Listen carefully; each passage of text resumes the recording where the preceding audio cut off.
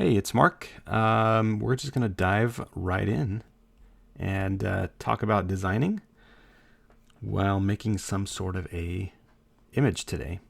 Principles of design, really important stuff. I'm using Affinity Designer, which is right now is a Mac only app, sadly.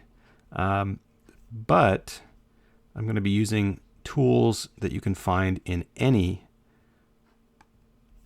graphic design or illustration package, including the free ones like Inkscape.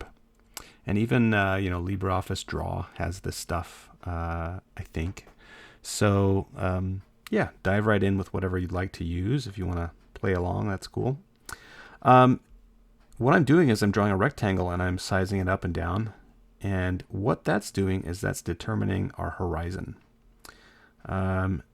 So if I pull it all the way up here, I'm going to be looking closer down toward the ground through kind of our virtual camera here. And there's no real camera in this software package. It's just kind of our point of view that's changing. If the horizon line is lower, then what you'll see is more sky, right, and more silhouetting that's happening. So let's look at this. If we put it right in the middle, we tend to get a little bit of a, it kind of reduces the drama of the composition. I do like to have some, I'm going to park it about right here. I like to have some foreground to play with, and, the sky is not on my mind so much right now. So let's start with that. And let's get coloring here. What I've got is a gray rectangle, and I've changed my colors to HSL. And again, this is just because it's easier for me to make a gray with RGB. And this is just one of its weaknesses, I think, is you have to kind of perfectly align those three sliders vertically, and that's how you make gray. So it's not that I can't work with RGB. I just find that HSL is so much more of an easy process, where you can choose a color, choose how saturated it is, and then choose how light it is. I've been thinking in my mind that this is more of a desert scene. So let's try that. What I'm going to do is actually go over and use the gradient tool. And there's one of these in Inkscape, I know for sure, and Illustrator has different gradient tools that you can use. This is a very simple gradient tool where you just drag and drop and you have 2 points of color along this line. And you can change the angle of this line if you want, which might be kind of cool. Let's try that. Just kind of throw some variety in there. I don't usually do angled gradients on landscapes when I'm just playing around, so that kind of feels fun right now. I'm probably going to have a light source like the sun, maybe up higher in the sky here. So that's good to have the gradient angle that way. And what I'm going to do is add a little bit of saturation up there and see how I like that. Oh, that's pretty nice. Okay. And I'm going to reduce the darkness down at the bottom. And maybe even saturate it some more. Let's see what that feels like. Yeah, that's nice. Okay. So you can already get a sense that there's maybe a light up here that's shining on this surface, or this kind of desert floor. And, I'm, again, my rule for design here is I'm not finished yet. So I can, keep in mind that if I want to change those colors in the future, I'm able to do that. So what I also want to do here is add some sort of a landscape element, and I can add those with the pencil tool. I was thinking of the pen tool, but let's try freehanding it and kind of see what happens. Because sometimes you can get, and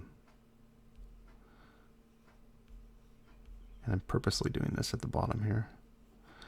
Sometimes you can get a more natural kind of fractal shape if you do the pencil tool. And I just close the curve, so those 2 points there should now be connected. Yeah, good. Okay, and let's see what happens when I color that in. And of course, right there, you think, whoa, that looks weird, but just keep your mind open to possibilities. And let's say the sun is not hitting that, so that's in shadow.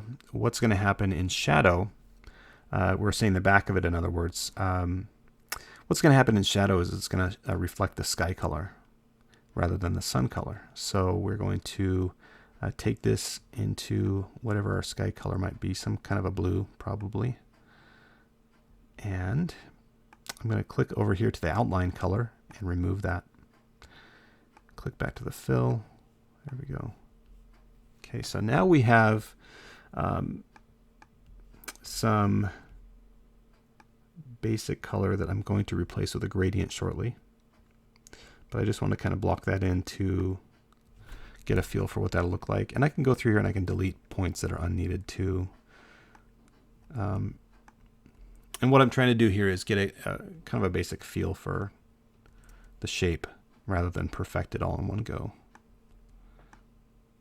This is why I personally like vector drawing software, is that it starts you out in a very symbolic mode and you can get as detailed as you want from there rather than starting you out in detail mode like a pixel editing software would. I still like pixel editing software, and I've done some, I tend to keep like a Microsoft Paint type program open in the background as I work, and I kind of scribble on it in break time and make little scenes and landscapes and stuff. Come on, let me grab that one. There we go. This one feels a little bit symmetrical to me, so I'm going to move this. Yeah, we'll see. I'm not perfectly happy with it, but that's okay. And I'm straightening out these handlebars or handles on the Bezier curves. There was a guy named Bezier that kind of came up with this principle here that we're using and invented quite a long time ago. So you might be surprised if you look that up, Bezier curves, what you find out about the history of this tool that we use in drawing software. Okay, so like I said, let's move into gradient territory with this one now. We're going to use a gradient tool. And let's see about flipping that upside down.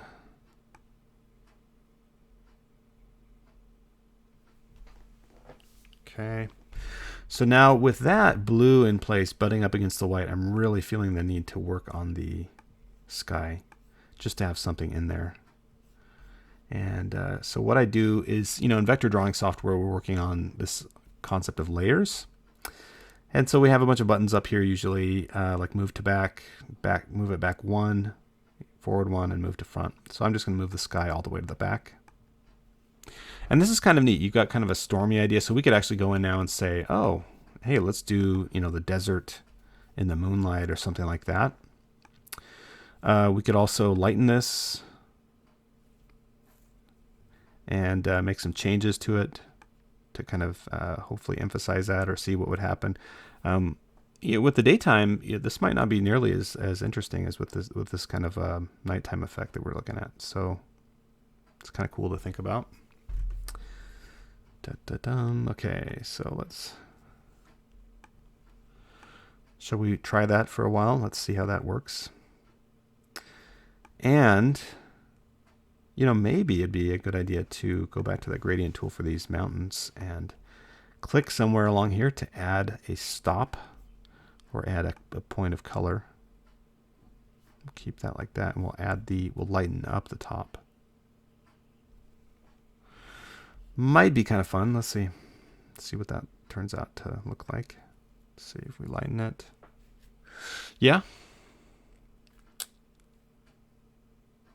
Yep. Okay, so I like that. I might just darken this bottom one then. It's kind of cool. And what we need to do is probably move these colors in the gradient for the sand or the more foreground here to something that meets up with these colors in the sky and the mountains better. So I could rotate this along the color, the hues, until I get to where we're basically picking up kind of a bluish color. And the way I rotate it kind of determines the look of the scene. So if I wanted, I could even just go straight to blue and darken it. And, But what's really going to happen here is I'm going to settle on a color that looks good to me, and then I'm going to decide why it looks good. It's just something that happens in design, and I love it because it's a shortcut. It's our brain kind of saying, look, I trust myself that I'm not going to be making incorrect decisions here based on my experience, and I don't need to have a scientific explanation for everything I do before I do it. So, giving yourself some room to play is a great idea. So what's that light source now that's coming down and starting here? Well, it's the moon, right? So that influences our color choices. It's still reflecting sunlight, so there's still some of that sunlight reflecting off the moon. But as we know, it's not going to give us that, that brighter yellow-orange color that the sun is going to give us. So I feel pretty good about something like this. Let's see here. Okay, that's a lot more pale. It wasn't bad the way we had it. I mean, that wasn't too bad. I like the idea of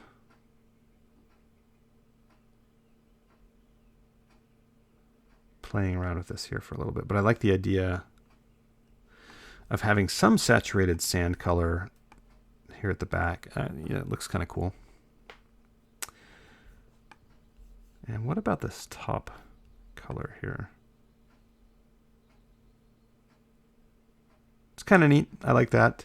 What you've got is a mist effect that's happening where the maybe the moon is still behind that peak, and it's just starting to affect the moisture in this area beneath. That's kind of coming out from under that mountain as it slopes down. So that looks pretty cool. And we could just adjust this color here to meet that one. See, that's more toward a greenish, like this. Okay. And let's see what we get here. Kind of fun already, right? I mean, this is kind of neat to play with. I hope it's neat to look at too. Now our bottom color here is a little bit drastic, so let's see what happens if we were to open that up a bit. So now we have kind of a foggy valley kind of effect, right? Which is cool, but it's not as special as kind of that effect we had before where you have a mixture of these colors.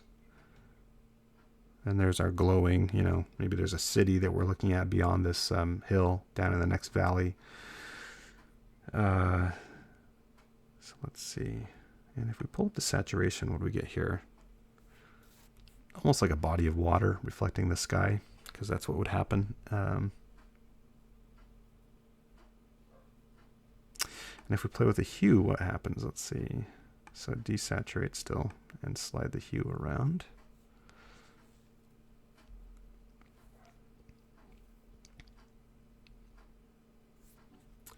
Okay, well, I'm happy to keep it at blue for now, and just see what we can do with that. Okay, so there are some shapes we've got in place. I mean, 3 basic shapes: this pencil drawn shape for the mountains, the sky, and the desert sand foreground. I think this mist effect, or this kind of moist effect, is a little bit drastic maybe. So let's see if we darken that, it's still kind of okay. I want to find a nice in between that just hints at what we're seeing. Maybe we need to move that down a bit. Let's see. Okay. Yeah, let's keep it there. For the gradient here, using the gradient tool with the sky here, we've got the opportunity to kind of work with that still a bit if we want to. This is almost like an alien visitation. So we'll see. And we can actually do that. I mean, we could do some alien visitation stuff. This is more of a, right? So this is kind of what you would see if you have a city in the background or something too. Here's your searchlight going around or something. So gradients, again, they're just natural light. That's all it is. Just a tool to help us express natural light. Even if you see it on a button somewhere in your interface on your computer, it's doing the same exact thing. It's trying to be the natural light that you see in life. And so some annoyed people got together and said, well, not everything has to look like natural life, and it doesn't look natural anyway. It just looks like a corny decoration, so let's move away from that. And we got flat design, which is a interesting concept. Works really well in a lot of places, and it's awful in many other ways it's been expressed. So like any type of design, flat design or design that uses lots of gradients, or a skeuomorphic design that uses, makes things look as realistic as possible, it's really about appropriateness. It's about what's appropriate for the given project. To me, anyway, I just can't see using that same type of design over and over and over. I think that would be pretty insensitive to the needs and expectations of your audience and the type of thing you're designing, probably. Okay, that looks pretty cool.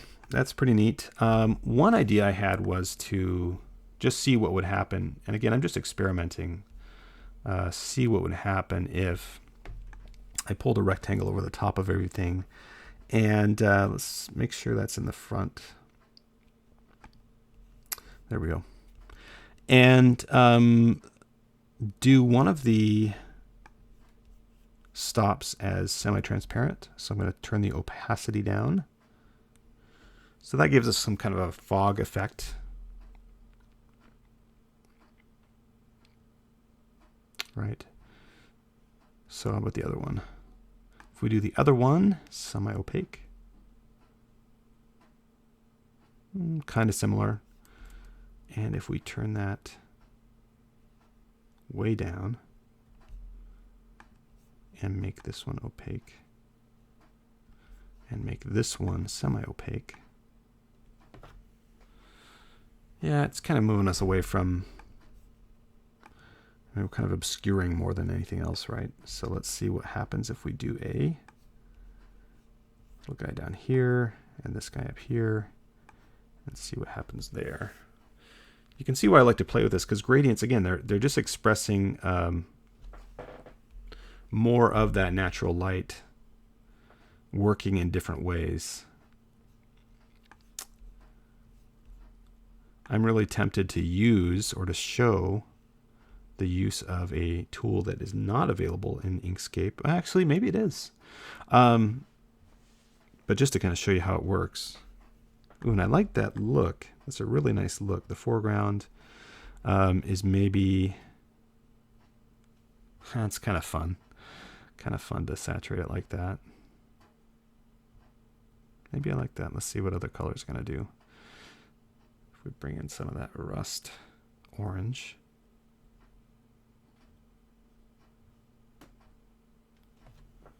That is kind of a fun look, isn't it? And by fun, I don't mean it looks like super happy or something. I just mean that it's kind of a neat, exciting look to play with. Okay, so do you notice that the gradient over here, the part that's not opaque, is obscuring the drawing, and that's not so cool? Well, in Affinity Designer, it's really easy to use and to audition blending effects. You just hover your mouse over them, and you can see how that shape, how the colors can be blended with the colors beneath it. And no kidding, this is one of the coolest features about this software. Well, I mean, it's among the many. But being able to just the fact that you can hover your mouse over them and it switches between them, it feels like a big time saver, because a lot of artists do this again and again and again and again. And usually you have to click, like in Photoshop, I believe you still have to click on each one to see how it looks. Multiply and overlay would be the most common that you would use in a situation like this. I'm not really liking the way either one of those looks, and I do not mind at all how it looks just hanging out there at the bottom. And I don't really like that it was kind of perfectly horizontal, but that's okay. Now it's almost like we're coming up on early morning. the moon is still up. And, what if we made this another planet or something where there were multiple light sources? So you could have that's cool. It's still holding on to that same gradient. It almost looks like a bubble being blown into the air. So let's say we change this to actually we could do a flat, let's see here. Let's do a radial gradient. Man, that is pretty cool looking. I just like the way that color looks, just kind of sitting there. I don't know what we could use that for. That's pretty neat. But what I was thinking, getting back to my original idea, which was,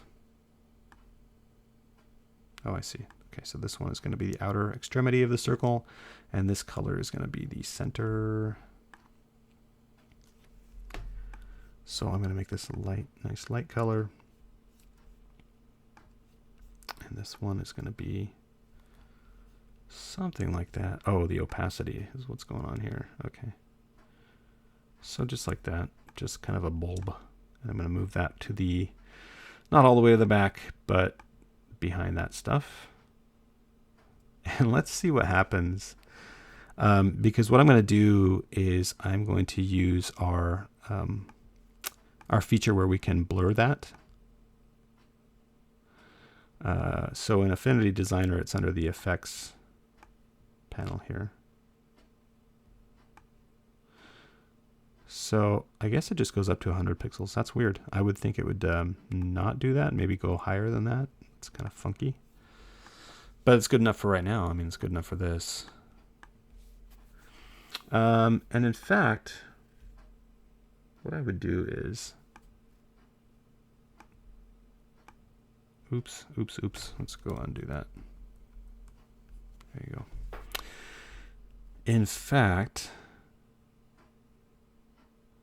yeah, what I would probably do is shrink the bulb size down here, or the sun size down, and then duplicate that. And of course, it's going to be, there's probably some trick to select that Affinity Designer wants me to use. I think I made a copy. Oh, I did not make a copy of it. What's your duplicate? Oh, Command J is duplicate. How about that? All right, so here we go. Let's go back to Effects and blur this guy. And turn his opacity down. And we could probably even lower that a bit. Okay. And then what we could do is make a copy of the landscape. And that was Command J on a Mac. And use the gradient tool with another radial gradient. So I'm going to change the type to radial. There's the center right over here. And the influence kind of goes out from there. And I'm going to make this one 100% opaque. This one, I could probably just delete that. And, okay, so if we do black, yikes. I don't mess with black much, to be honest. It just doesn't fulfill me. Oh, I see this. We probably need to change the color of this guy too. Yeah.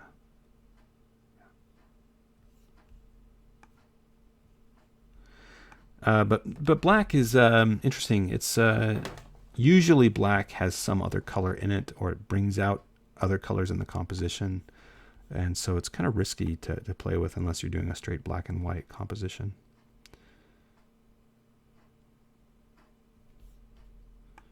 Da-dee-dum. Maybe it was dumb to do a radial gradient here. Let's see what happens if we do linear.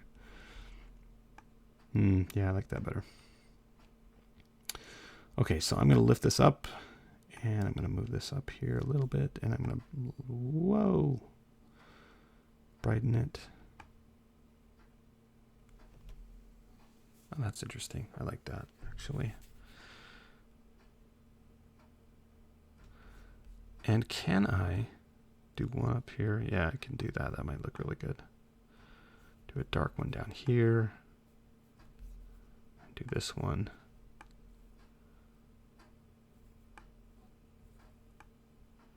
That's cool. Whatever. That might be kind of neat.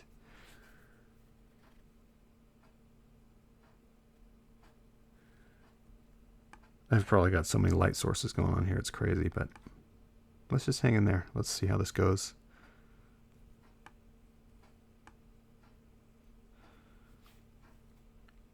And you see I'll do like a maximizing, minimizing swing between the two at times to kind of see what the, where I want to head generally. So I'll kind of do maximum dark, maximum light as I switch between these and see what the general effect is, and then I'll kind of hone in on my color that, ooh, that's nice. That's pretty. Hone in on the color I want to use in the end. That's cool. Okay. All right. That's good. This is too white for me. Something about the halo doesn't look too genuine. So let's see what I can bring out in that. Oh, and of course it's in front of the thing. And I was going to back this off toward the oranges. There we go.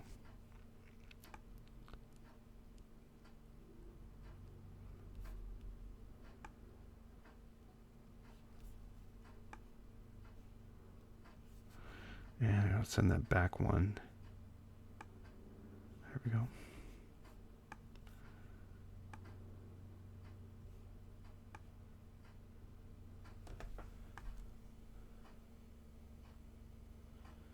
Interesting idea here to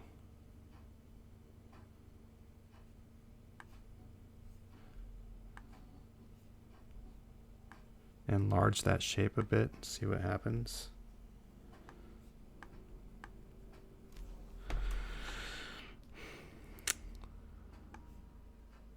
See what we get for our money here.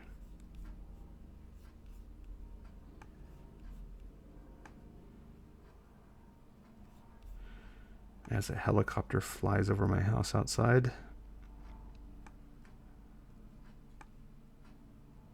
Okay.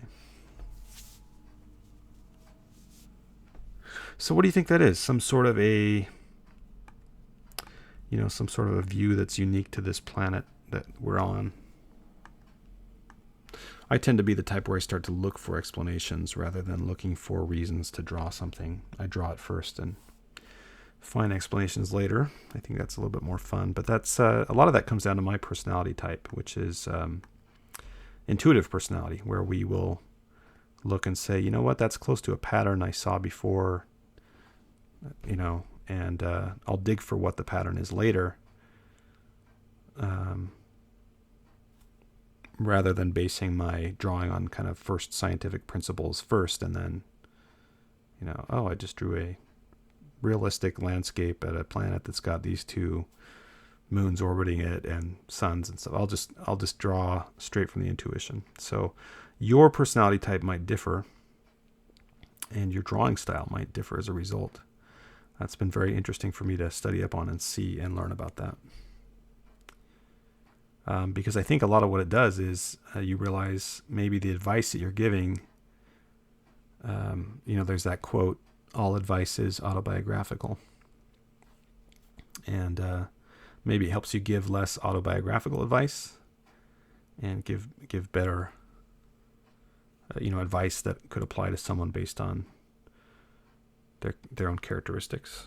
So I think that, for the personality type model, as however that may be scientifically, I saw a book on how it's can be quantified. So there are some people who believe that it can be, it does have some quantitative scientific background to the model, or at least it can be adapted that way.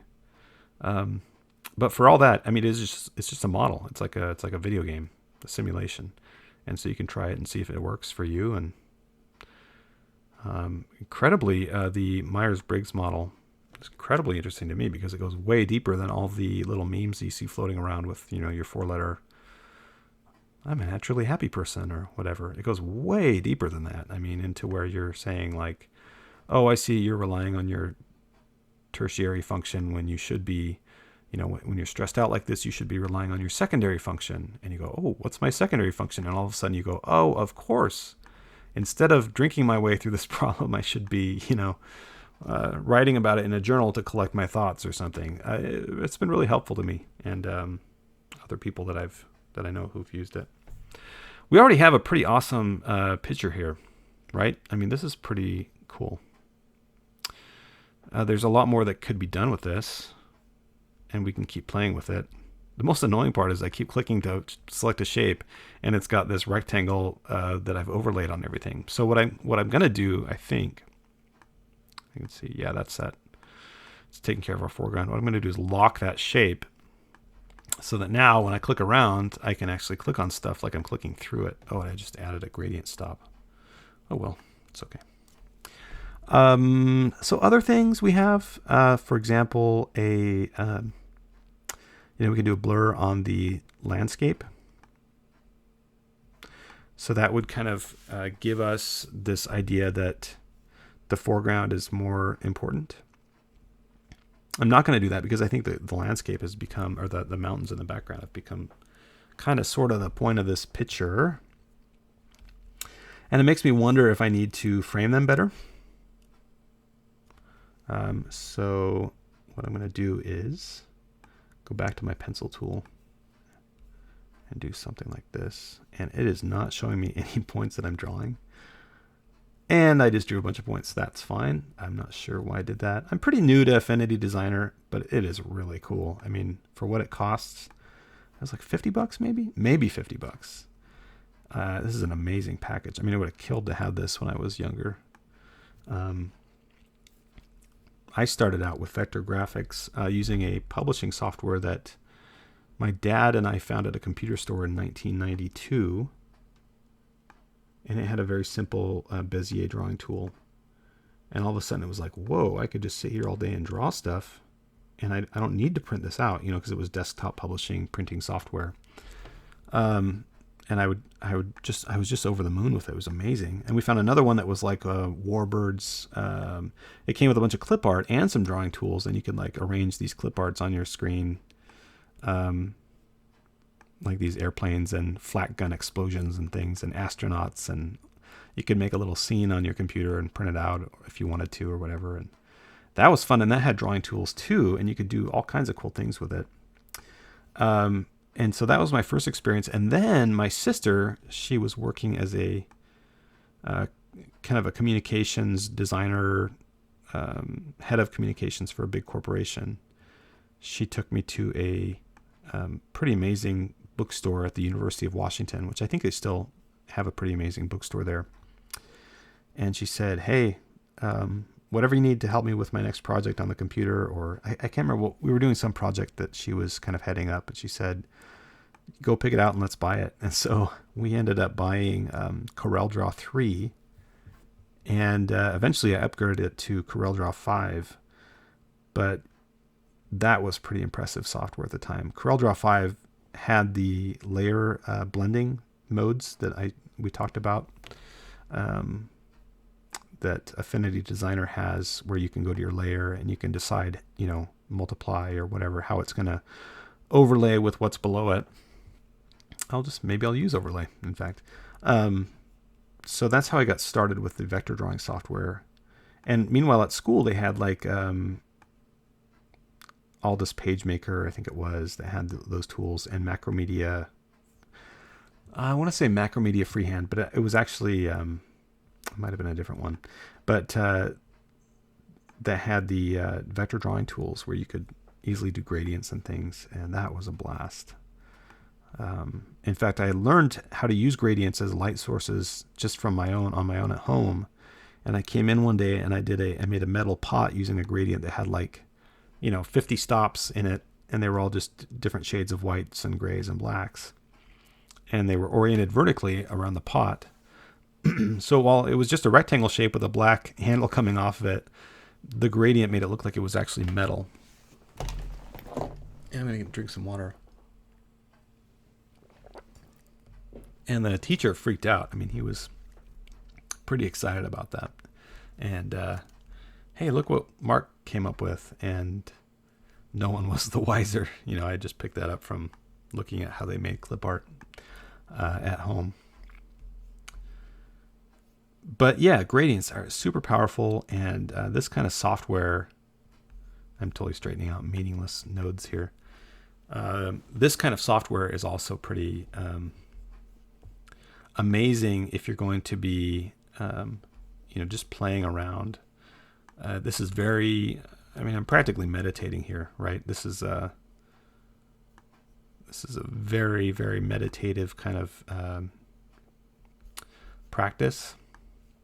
And what I'm doing is I'm just seeing if there's any need for an additional foreground layer. I can flip this around. That's a button up here that flips things on the kind of the y-axis.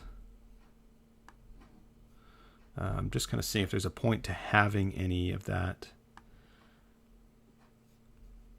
In fact, if I drag this up here, okay, that's not bad. Let's play with the colors and see what happens.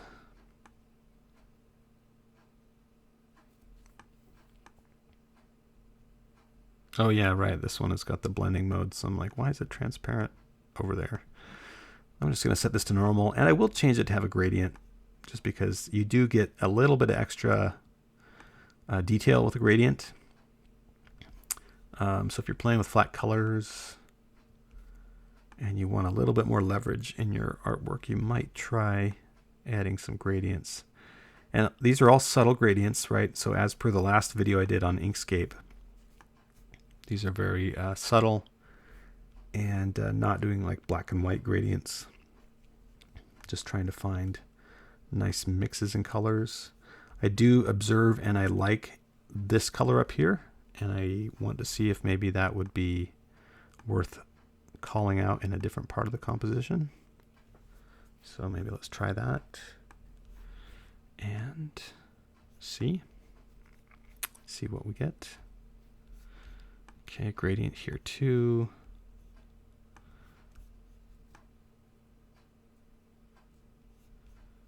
And another one at the bottom. And see how that affects that overlaid stuff that we did earlier.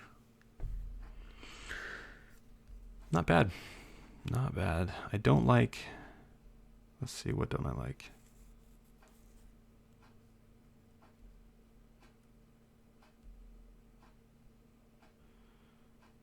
Man, yeah, I think this one has a little bit of a weird interaction with that gradient we've got hanging over the top of it. And I kind of want it to be, whoa, yeah, I want it to be darker at the bottom. So let's turn that down.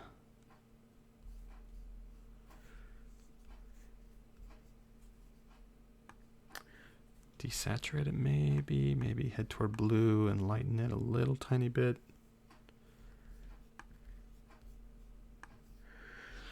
We've got what's called a bad tangent here, which is where two shapes' outlines are kind of going so close and parallel to each other that they seem to merge. So I'm going to reduce that so we don't have that bad tangent. There's no tangent here.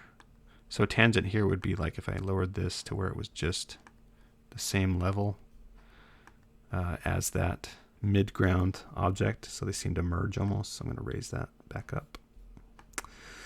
So look for tangents in your drawings and designs and make sure that you deal with them. And that is a technique that you'll see crop up in, where did I see that? Just a few weeks ago in like a Disney animation character drawing guide from the 1950s. Might have even been the 30s, but it looked like sometime around then. Tangents are well known, even in the history of design, as a kind of a thing that can bust up your composition and make it lose some of its depth. So something to pay attention to. And if it bugs you, if you're noticing this too, that it's kind of a different term from what you have used in science class or geometry or whatever for a tangent, yeah, that bugs me too. So there is something to it, because there is the idea of roughly being parallel to something and kind of glancing off it at some point generally, but it's not the best fit overall. And a lot of them, and I can't even say just tangent. A lot of artists will say, "Oh, you got a tangent there," but others, you'll notice they'll say bad tangent, and that's what I have to say that. Otherwise, I feel like I'm not being.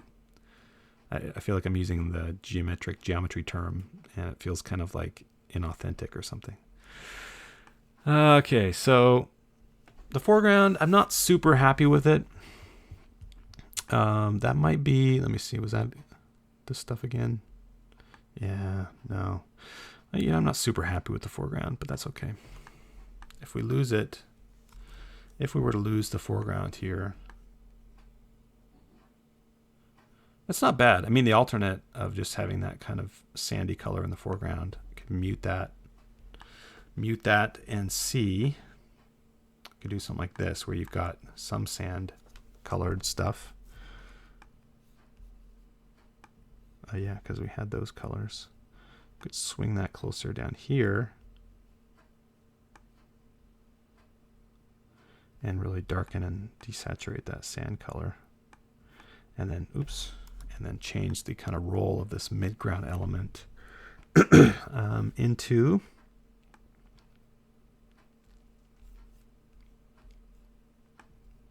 something more like those peaks up there.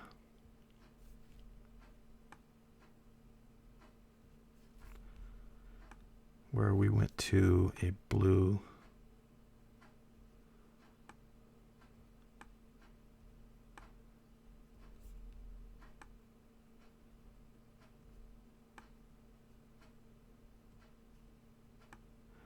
And then down here we went to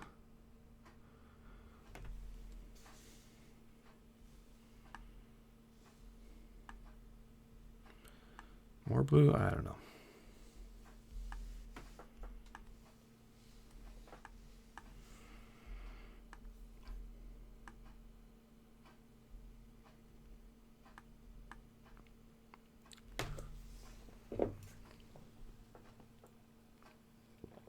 Need some more water.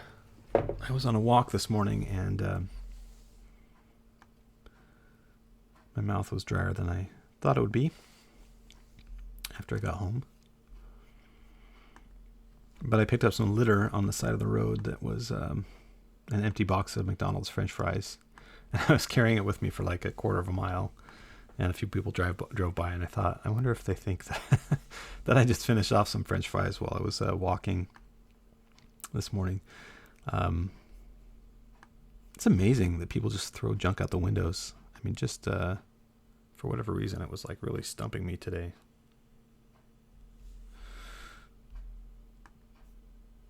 Why they would do that.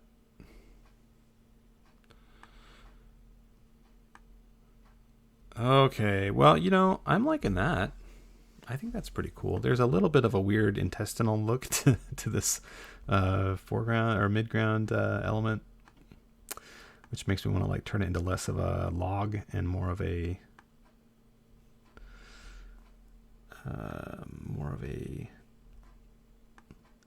ground terrain looking thing. And that does get a little bit back to the tangent idea, but it's actually not too bad. Just do that to compensate for it.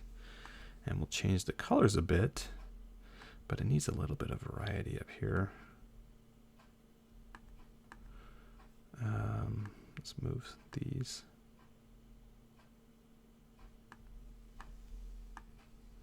See what could be done. I don't know. Maybe it doesn't need that variety because that makes it look a little bit like more of a,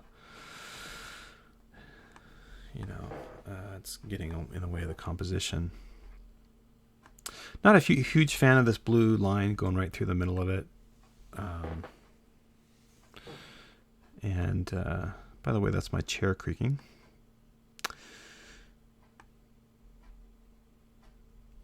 Okay, here we go. Let's see. That looks a little bit, needs to be flattened out. Yeah, that's cool. That's cool. Okay, so we've done some neat stuff here. This looks brighter than I want it to.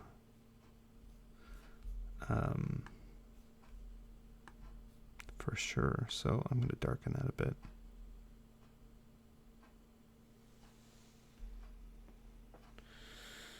And then this guy here, we need to alter his color. That's too much. Yeah, that's not bad. I mean, something around there maybe.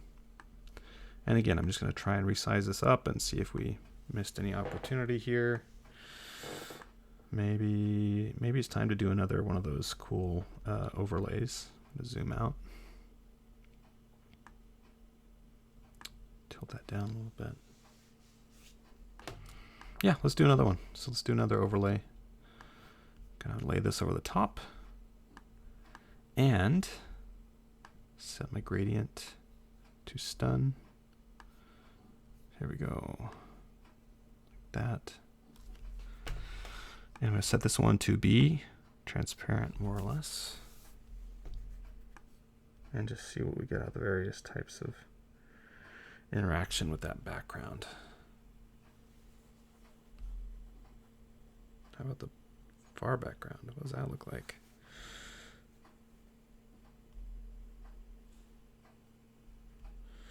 I don't want to get too Instagram looking here. Too much of a vignette effect. But the more I work with this, the more I'm kind of seeing possibilities. So let's take this one and see what happens if we overlay it. Nope. Nope. Kind of looks like somebody's shining a flashlight or turning off a light over on the right side. Don't want it to be so dramatic that it causes people to wonder if we're just decorating here.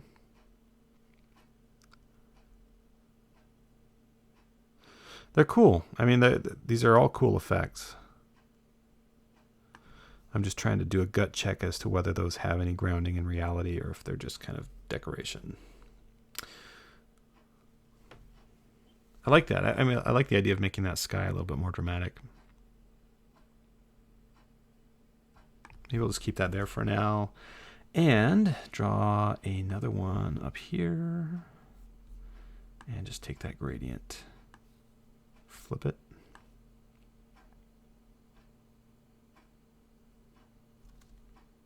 If you hold down Shift, it'll constrain it. In this case, to 45-degree increments.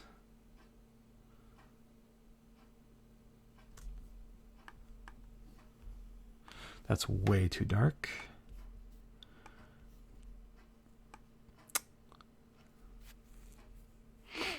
So if this is a kind of an alien planet or something, I'm sure there are like infinite variations in the types of things that might be going on in the sky here.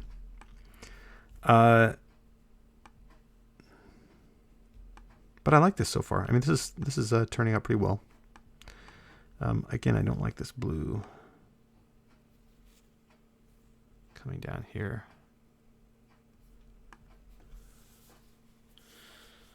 That's not bad. I could live with that.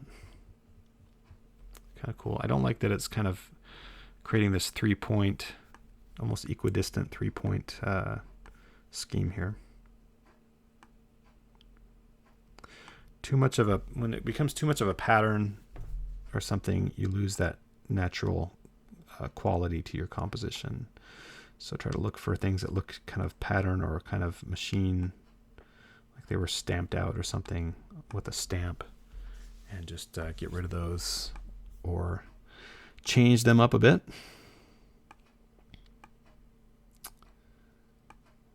Yeah, let's see what we get here. Pretty nice.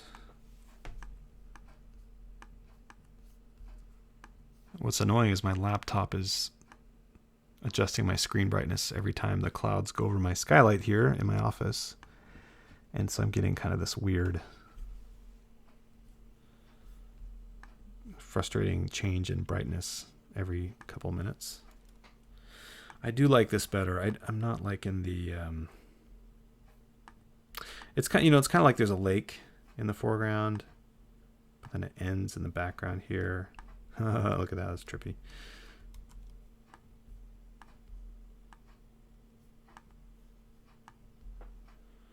Oh, that's cool. I could live with that. Look at that. There's like a lake here. Duplicate, and we're going to flip that vertically. And we could do something like a reflection. And then if we straighten out these points, like this, like that, and then we straighten out these points, then maybe we get a nice water effect.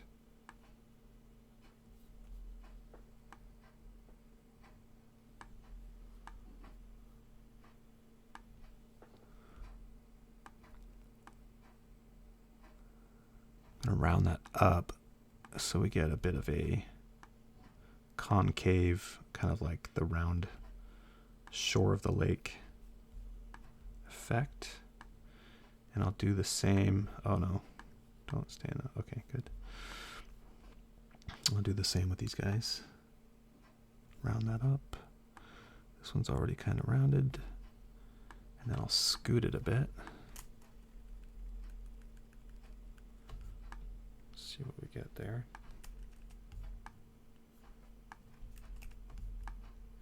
Make it even tighter.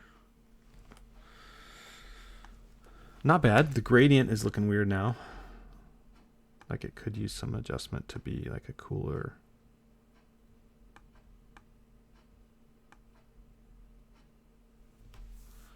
Shadowy thing.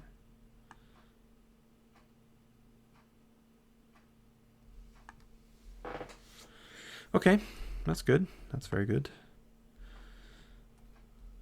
These mountains up here are now, for whatever reason, looking a little bit too dramatic in terms of how much mist is showing. I think that's because we made some adjustments in there. So let's see what we get if we do that. And if we select down here both our copy of the mountains and the mountains themselves, just slide it down a little bit. That's cool. The sky, I'm not sure if we... Oops. Let's go back up there. Sky. I'm not sure. Maybe that gradient to the red up here.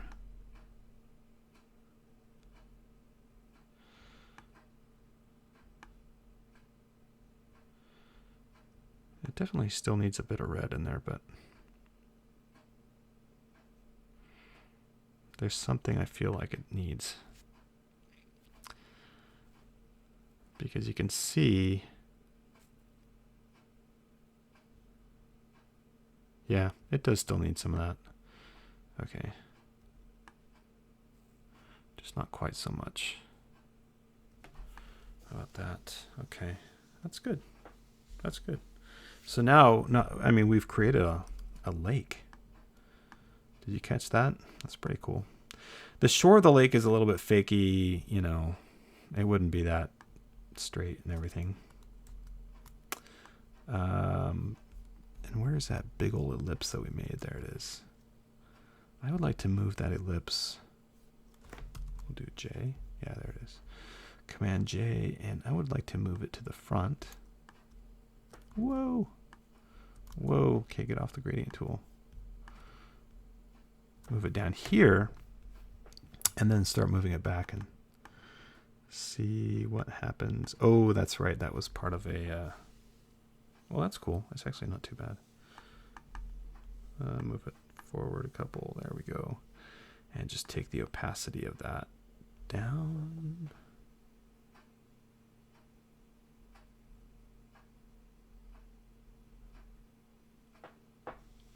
I don't know. Maybe we can't even hardly see it there anymore, but it was worth a try.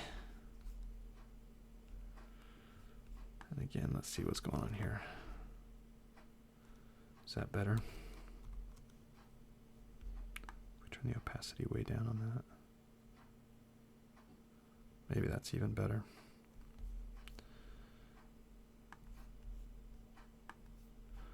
Because we had that great pink, reddish thing going on.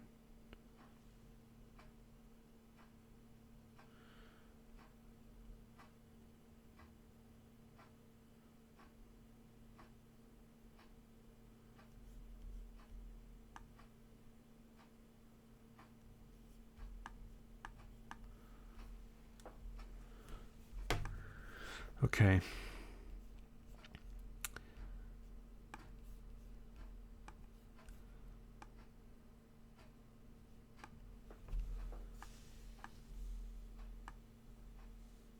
So that's way too much, right? And that's still not, I like that actually.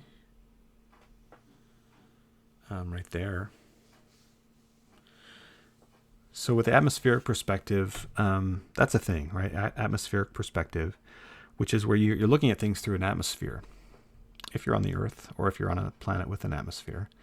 And so as things go away from you, their colors become more muted and there's less contrast in them. So this, that just blows it out of the water. It doesn't look real. And if it's way back there, it looks even further away. So we're kind of deciding how much to make it pop back into the background. Oh, I actually like that. I do like that. And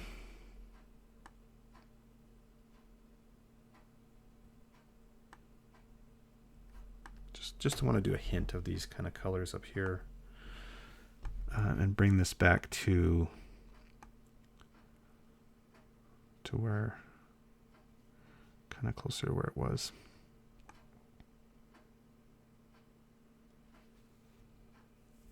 Yeah, it's not bad.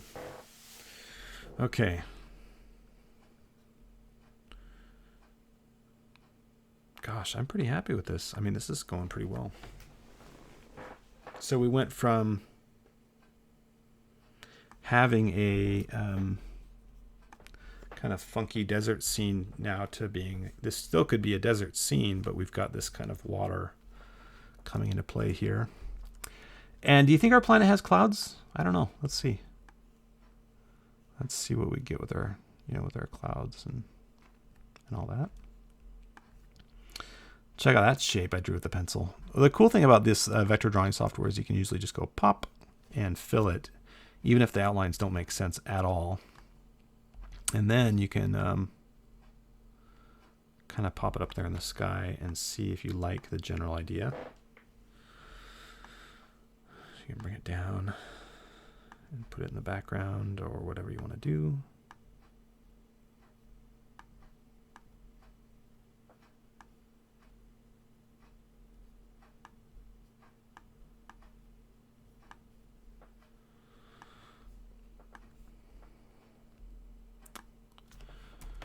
I'm just going to delete a few points and kind of straighten this edge out.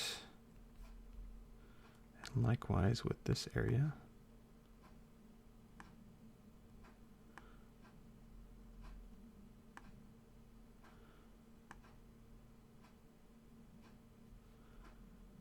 And since I'm really anal here, I'm going to join those 2 points. Not that they really needed it, but there it is.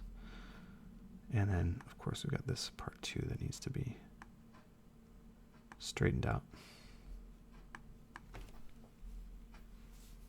Not real looking, right? I mean, this looks like anime clouds or something. Let's see if that's better. Oh, that's a little bit better. So a couple options I have. I can leave it how it is. I can do some blurring like that. And then I can also add a gradient to it.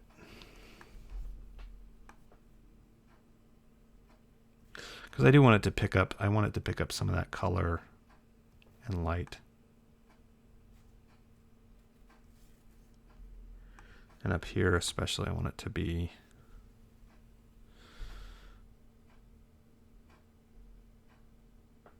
I want that gradient to do its thing. Let's see if that's better. I don't know. It's not my super favorite. If we stretch it out even more, what do we think? Scrunch it. That's better, huh? In fact, that might look even better if we bring it even more into our composition here. Yeah, that's pretty cool. Again, I'm going to flip it horizontally here. See, just kind of measure the effect. Bring it down. What happens if we do that? We could bring it over the water. See what happens if we do that. And I didn't bring it forward far enough. So there we go. Let's see if we like it over the water. So again, kind of minimizing, maximizing, kind of saying, okay, if we put it at the extreme lowest position, what does it look like? If we put it just over the water surface, do we like it there? If we stretch it out a bit, whoa, yeah, we don't want that. So the strength of these clouds is their kind of chaotic, random appearance. And the weakness of these clouds is that, if we emphasize that too much by making them taller, then the individual kind of problems with the clouds will come back and be pretty obvious. It almost looks like campfire smoke to me, so I kind of like the idea of having it higher up and further out.